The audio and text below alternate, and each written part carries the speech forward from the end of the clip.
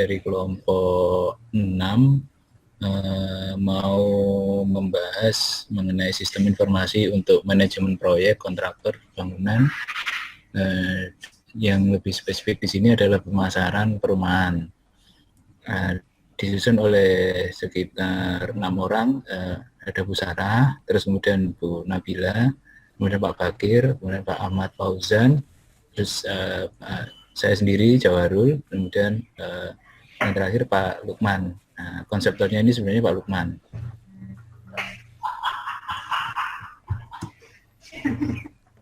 Nah, yang pertama kita bahas mengenai diagram konteks. Nah, diagram konteks ini adalah diagram yang terdiri dari suatu proses dan menggambarkan ruang lingkup dalam suatu sistem. Berikut gambar diagram konteks dari sistem yang dibangun. Di sini ada kontraktor, tabel kontraktor, kemudian ada customer, ada tabel admin, kemudian pimpinan, terus kemudian di tengah-tengah itu ada prosesnya. Next. Ini gambar kedua merupakan DFD level 0, sistem informasi pemasaran di perumahan. DFD level 0-nya seperti ini. Nanti kita ada open session untuk pertanyaan setelah selesai pembahasan. Next. Kemudian ada DFD level 1, yaitu DFD proses data master. Tadi yang sebelumnya ada DFD level 0, yaitu konsep awalnya, terus kemudian ini ada penjabarannya di DFD level 1.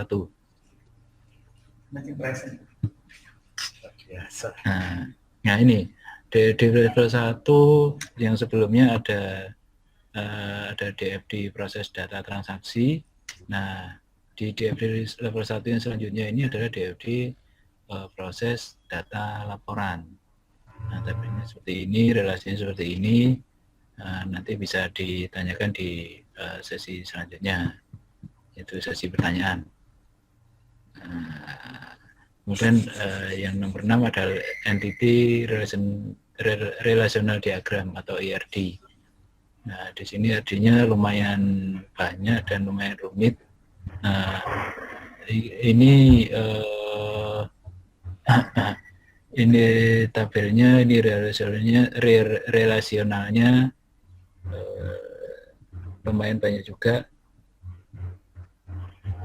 Terus next, model data relasional atau relasional data model.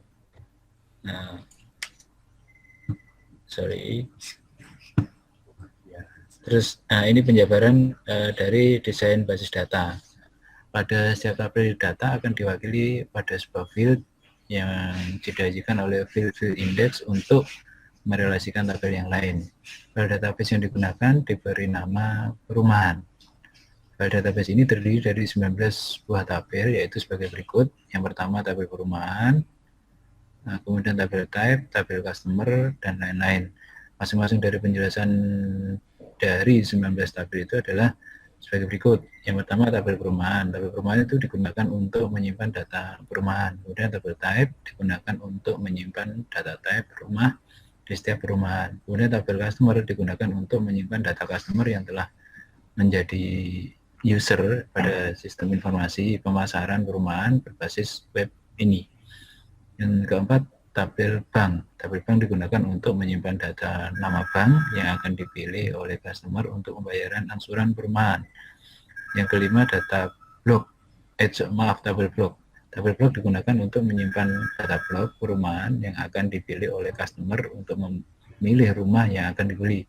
Kemudian yang keenam, tabel nomor rumah digunakan untuk menyimpan data rumah di masing-masing perumahan yang akan dipilih oleh customer untuk memilih rumah yang akan dibeli. Terus kemudian yang ketujuh itu ada tabel user. Tabel user itu digunakan untuk menyimpan data-data user. Next, yang kedelapan yaitu tabel penjualan. Nah, tabel penjualan itu digunakan untuk menyimpan data penjualan perumahan. Mohon maaf, penjualan perumahan yang dilakukan customer melalui website. Kemudian yang ke-9 itu tabel persyaratan yang digunakan untuk menyimpan data persyaratan yang sudah dilengkapi oleh customer. Dan selanjutnya ada tabel pembayaran. Tabel pembayaran digunakan untuk menyimpan data pembayaran oleh customer. Yang 11 tabel perbaikan. Tabel perbaikan itu digunakan untuk menyimpan data perbaikan. 12 itu ada namanya tabel profil. Tabel profil itu digunakan untuk menyimpan data profil perusahaan. Yang ke-13 ada tabel kontak. Tabel kontak digunakan untuk menyimpan data kontak perusahaan. Dan nomor 14 ada tabel angsuran. Tabel angsuran digunakan untuk menyimpan data bank angsuran. Kemudian ada tabel material dan ada tabel tamat. Kemudian ada tabel pembayaran, ada tabel detail material, kemudian ada tabel temporary material yang masing-masing kegunaannya bisa dilihat di layar monitor. Dari beberapa penjelasan dan pemodelan di atas, maka dapat dikumpulkan beberapa macam field data. Field tersebut dirangkum dalam kamus data yang terdapat pada database Sistem Informasi Pemasaran Perumahan. Nah, ini ada beberapa tabel, salah satunya untuk tabel 1 yaitu tabel kamus data. Ya, terus kemudian next ada tabel, yang kedua ada tabel file tabel. Terus poin 4 yaitu perancangan tabel. Di dalam desain basis data atau database design, pada sistem dan aplikasi terdiri dari beberapa tabel, di mana perancangannya berdasarkan pada kamus data di atas. Tabel tersebut terdiri dari beberapa tabel, antara lain tabel perumahan.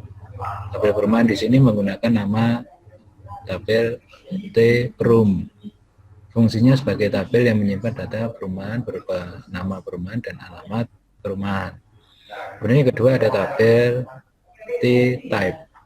Berfungsi sebagai tabel untuk menyimpan data type, harga rumah, uang muka, dan pokok kredit rumah. Yang keempat ada tabel type.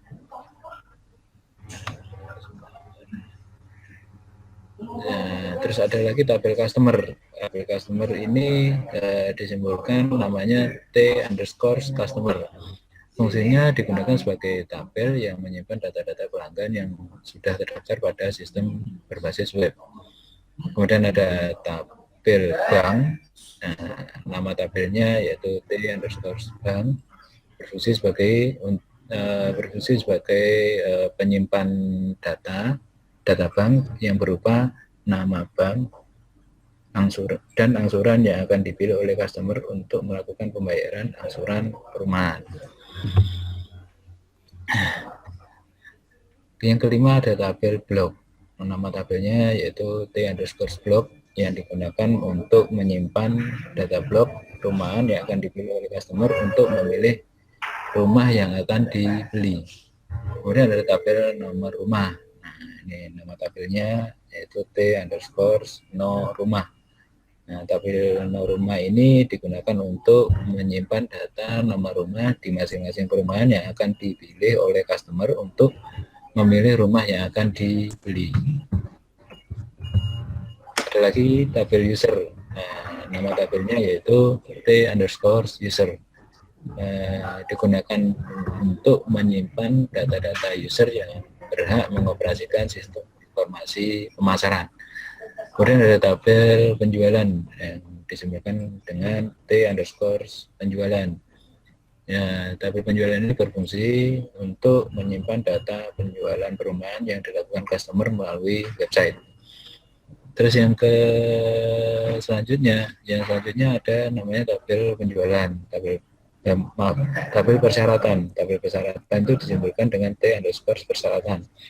Nah, tabel persyaratan berfungsi untuk menyimpan data persyaratan yang sudah dilengkapi oleh customer. Ada lagi namanya tabel pembayaran yang disimbolkan dengan T_pembayaran. Tabel pembayaran berfungsi untuk menyimpan data pembayaran oleh customer. Ada lagi namanya tabel perbaikan yang disimbolkan dengan T_perbaikan. Tabel perbaikan digunakan untuk memberikan keterangan oleh admin kepada customer apabila terdapat kesalahan pada persyaratan yang dilengkapi oleh customer. Next, ada tabel profil. Nama tabelnya yaitu T_profil. Mohon maaf, ini ada yang ngegeser. Nah, sorry, tadi anggap aja ada iklan tadi sebentar. Nah, ini tabel profil digunakan untuk menyimpan data profil perusahaan. Terus next-nya ada tabel kontak. Tabel kontak itu disimpulkan dengan T_kontak. Fungsinya digunakan untuk menyimpan data kontak perusahaan. Ini sebenarnya ada sebentar, mohon maaf, yang lain tangannya nggak usah ini ya, nggak usah gerak dulu ya. Saya ada tabel angsuran. Nah, tabel angsuran itu digunakan untuk menyimpan data nama bank angsuran. Kemudian ada lagi yang namanya tabel material. Tabel material itu digunakan untuk menyimpan data material-material. Terus ada lagi tabel transaksi material digunakan. Nah, tabel transaksi material digunakan untuk menyimpan data transaksi material. Kemudian ada tabel pembayaran material. Nah, tabel pembayaran material ini digunakan untuk menyimpan data pembayaran transaksi material. Dan ada lagi namanya tabel detail material. Nah, tabel detail material ini digunakan untuk menyimpan data transaksi material lebih dari satu barang. Yang terakhir ada namanya tabel temporary material. Nah, tabel temporary material ini digunakan untuk menyimpan data material sewaktu mengklik tanda tambah untuk menambahkan material sementara. Jumlah pada saat satu kali menambahkan material dapat lebih dari satu barang. Mungkin penjelasannya sampai nomor 19 dulu, terus kemudian dari kami, dari saya cukup, terus kemudian kita buka sesi pertanyaan. Silakan Bapak Ibu, barangkali ada yang nanya atau ada input atau ada kritik, silakan. Baiklah, terima kasih untuk Pak Jauharul. Mungkin dari Pak Lukman Batia ada yang ingin disampaikan Pak mengenai materi yang udah dipaparkan oleh Pak Jauharul Mafakir. Ya, selamat siang. Oke, saya kembali ke slide awal.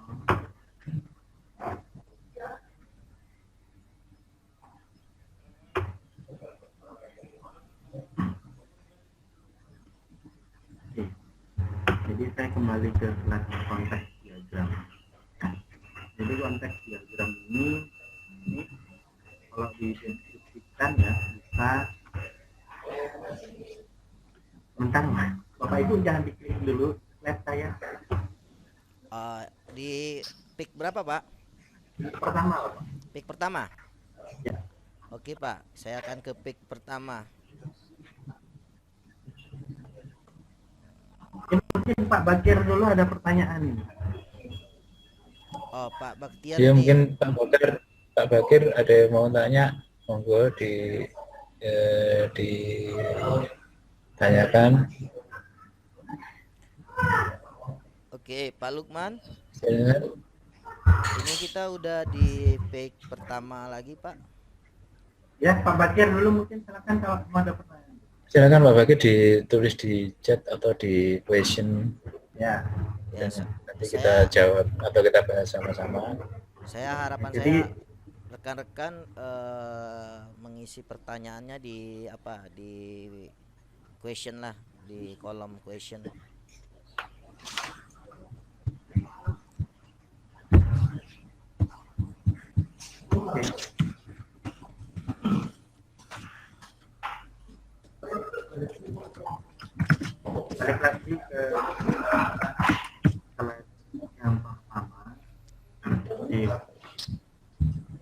kedengaran ya suara apa? Bu? Masih kedengaran Pak Lukman? Masih Pak. Bisa dideskripsikan ya, diartikan diagram konteks ini terdiri dari satu proses. Jadi yang menggambarkan keseluruhan sistem Bapak Ibu. Jadi keseluruhan sistem ini bisa digambarkan melalui konteks diagram.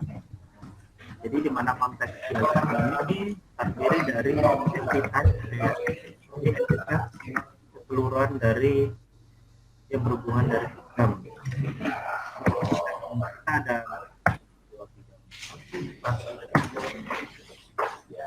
pertama entitasnya pimpinan, nomor, ini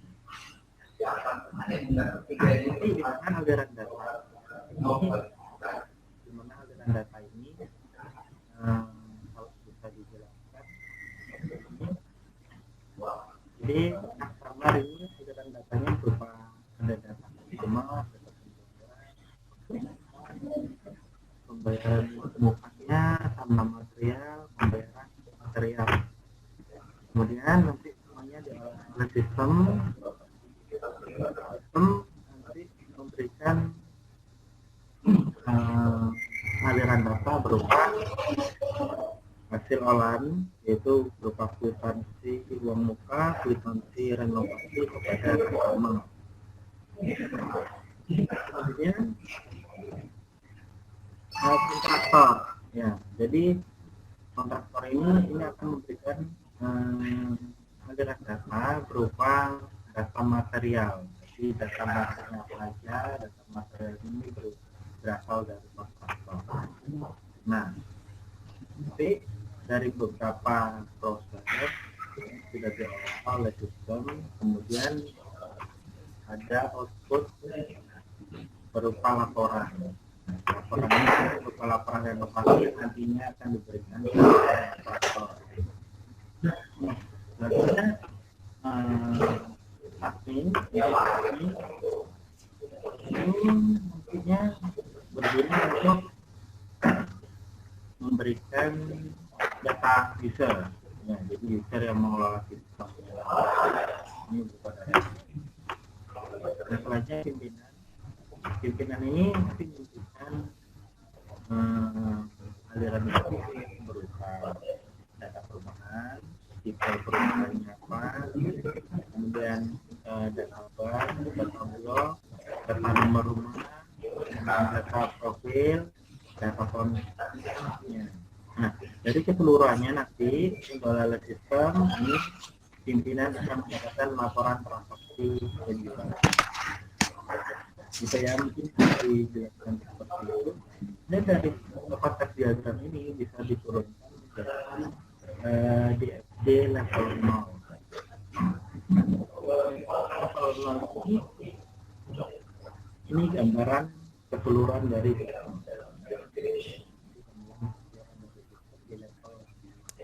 ini ada satu tiga proses ya. Pertama adalah proses master, proses data transaksi, yang ketiga adalah proses data laporan. Oke, Pak Lukman, Pak Lukman, Ya, suaranya bisa didekatkan dengan mikrofon Pak. ya Pak, sudah dengar? Suaranya biar besar sedikit Pak, dekat mikrofon Pak. Sudah jelas Pak? Suara Bapak dalam menjelaskan mohon untuk didekatkan dengan mikrofon. Halo Pak. Ya Pak. Sudah? Udah Pak. Udah jelas lagi. Jelas? Jelas Pak, jelas. Oke, saya balik lagi ke level 0. Ya, jadi level 0 ini gambaran keseluruhan ya, proses apa saja yang ada di sistem yang dibuat. Jadi ada proses data master, ya. Kemudian ada proses data transaksi, dan ada proses data laporan. Yang mana aliran data ini bisa dilihat di sini ya. Jadi kalau proses data master misalkan nanti berupa data material material berasal dari kontraktor, gitu ya. Data customer dia berasal dari customer. Kemudian admin, data user memberikan data usernya, gitu ya. Begitu juga dan seterusnya. Kalau misalkan berupa laporan ini dari proses laporan dia memberikan laporan apa, gitu ya. Jadi misalkan pada proses data laporan proses yang ketiga ini, misalkan ini laporan renovasi ya, jadi ini laporan renovasi ini akan diberikan kepada kontraktor, begitu juga dan seterusnya. Nah, dari beberapa proses tadi, renovasi, proses data master, dan data laporan ini bisa diturunkan menjadi level 1 proses data master. Jadi di sini, ya, kalau bisa saya jelaskan seperti ini proses data master itu. Jadi yang di sebelah kanan ya, T01, T02, T3 dan seterusnya itu merupakan tabel nanti hubungan dengan proses yang akan di master. Jadi sebelum jualan jadi sebuah transaksi, kita harusnya data masternya ya. Misalkan saya contohkan memberikan data perumahan. Ini data perumahannya diproses, kemudian disimpan ke data perumahan pada proses satu. Nah, contoh yang kedua, data titik 2, data tipe. Data tipe ini proses nah, kemudian diproses oleh sistem. Nah, kemudian disimpan ke dalam tabelnya namanya tabel T_tipe.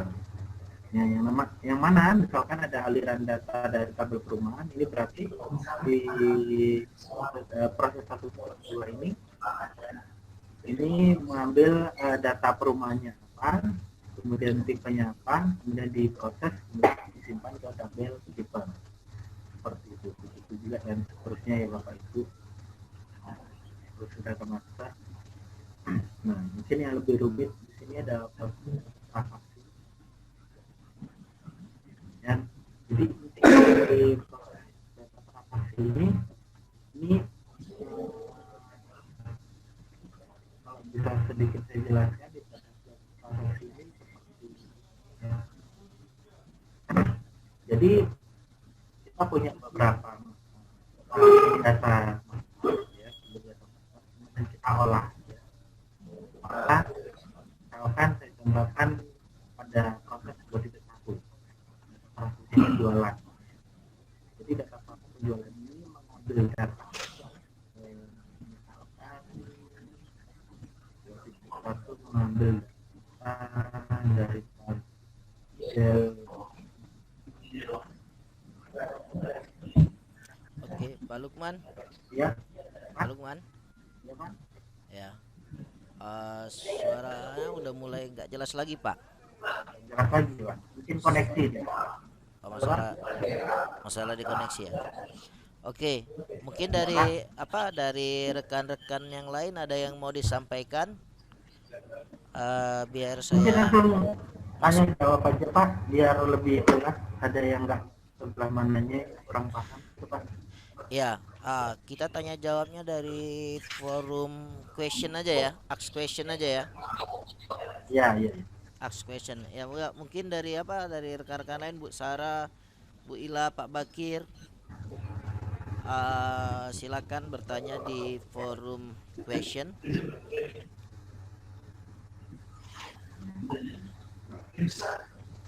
Ya.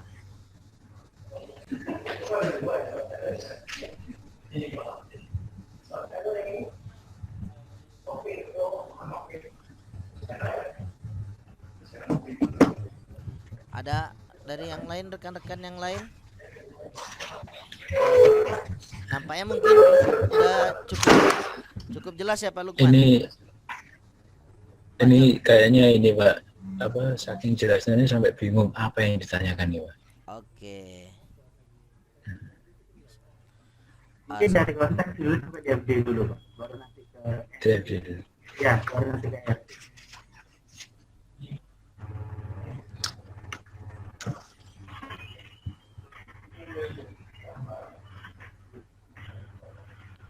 Ya.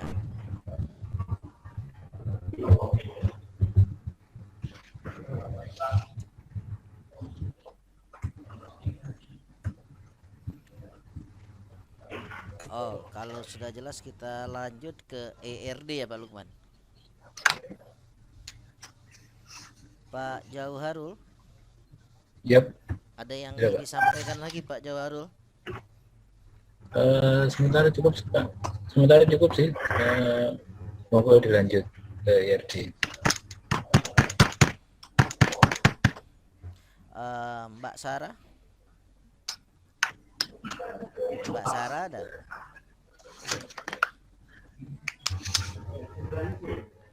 Mbak Sarah? Atau gini Pak, yang lain tanya tapi request to call. Artinya dia mau nanya atau mau ngasih input atau ini apa saran gitu, itu mesti request to call dulu biar kelihatan mana-mana orangnya, biar lebih jelas. Betul.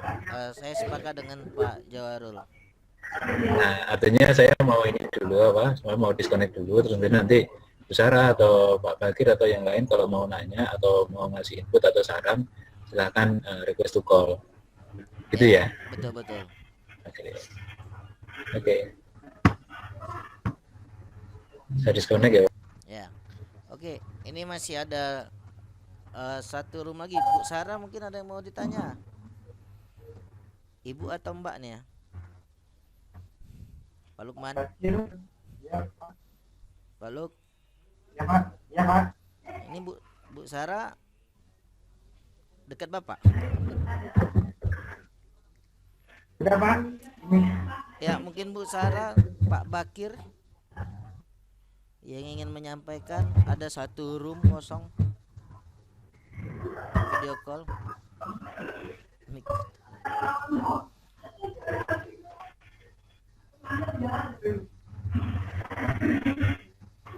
Nampaknya udah jelas semua nih Pak Lukman.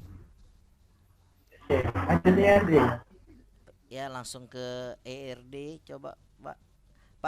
Mungkin nih Bu Sarah mungkin mau masuk request to call.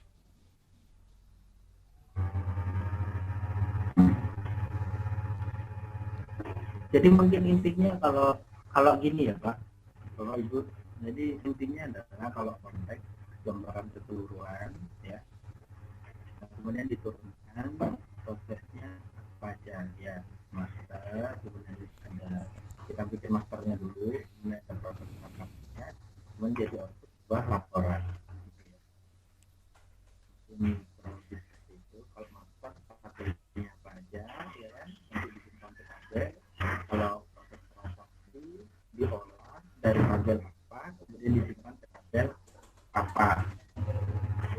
Nah, kalau sedangkan laporan itu dari tabel apa, kemudian diolah, kemudian jadi sebuah rapor. Oke, Pak Lukman. Iya Pak. Mungkin bisa dijelaskan lah secara gamblang lah dari rancangan yang udah dibuat untuk input, proses sama outputnya Pak. Input. Ya Pak. Ya itu tadi sudah Pak. Ya, jadi input itu kan data nanti yang disimpan ke dalam master. Ya, jadi data master kemudian diolah. Kita kan kalau mau bikin sebuah proses output harus ada input. Nah, input itu bisa digambarkan dalam level 1 Pak. Nah, level 1 ini semuanya master. Ini inputan di sini. Nah, datanya dari mana, kemudian diolah, kemudian disimpan ke apa, tabelnya apa. Nah, selanjutnya kalau mau jadi sebuah kemudian output ya, sebelum jadi sebuah output itu kan ada proses transaksi terlebih dahulu ya, transaksi yang diolah apa saja. Nah, proses transaksi ini melibatkan beberapa tabel. Jadi tabel master tadi kemudian diolah dari sebuah proses ya, kemudian disimpan ke tabel apa gitu ya. Jadi tabel master kemudian diolah oleh sebuah proses, kemudian disimpan ke tabel baru lagi. Itu ya Bapak. Kemudian outputnya, Ya. sedangkan outputnya di level ketiga ini, ini yang menjadi output apa, laporannya apa, gitu ya Bapak. Jadi misalkan kita mau bikin laporan, contohnya transaksi penjualan, ya gitu ya.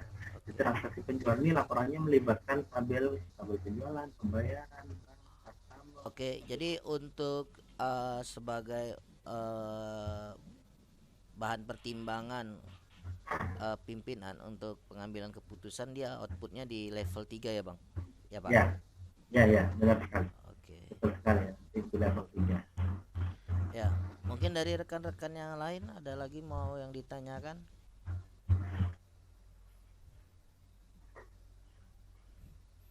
Pak Bakir dari tadi masuk. Pak Bakir mana Pak Bakir? Pak Bakir mana Pak Bakir? Pak Bakir coba terus masuk Pak, tapi selalu gagal di Kozora. Mungkin masalah koneksi. Iya.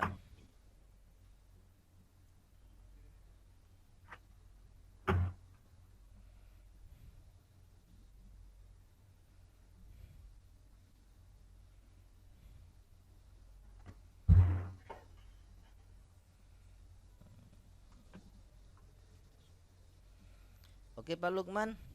Ya lanjut. Mungkin udah jelas lah ya semua ya. Kita sudahi atau gimana nih, masih menunggu rekan-rekan ada yang mau disampaikan?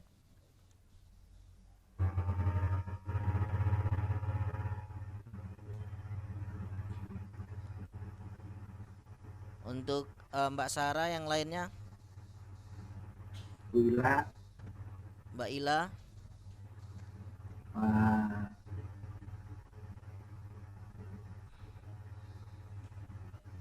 oke. Pak Lukman, Pak Fauzan gimana? nampaknya persentase kita sudahi ya? Sudah dulu lah. Ya udah jelas semua nih ya. Oke Pak Lukman ya. Oke. Gimana untuk kesepakatan yang lainnya? Oke. Oke baiklah, rekan-rekan PJJ Aptikom, persentase untuk tugas kuliah sistem manajemen basis data kita pada pagi hari ini sudah menjelang sore kita sudahi. Saya sebagai fasilitator untuk pertemuan di forum Kozora ini mengucapkan mohon maaf apabila masih ada kekurangan dalam memfasilitasinya. Akhir kata, assalamualaikum warahmatullahi wabarakatuh.